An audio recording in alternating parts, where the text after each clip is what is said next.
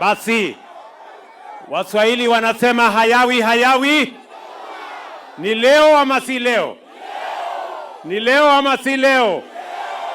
Basi mimi nimefika hapa Budalangi, hapa Busia siku ya leo, na nimekuja hapa kwa sababu Waswahili wanasema ahadi ni nini?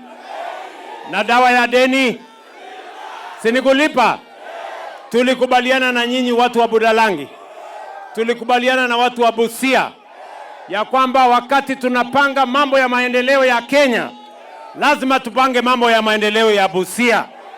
Lazima Budalangi iwe katikati ya hiyo mipango. Na ndio leo nimefika hapa. Hapa Busia kuna kazi tunafanya kama serikali ya Kenya.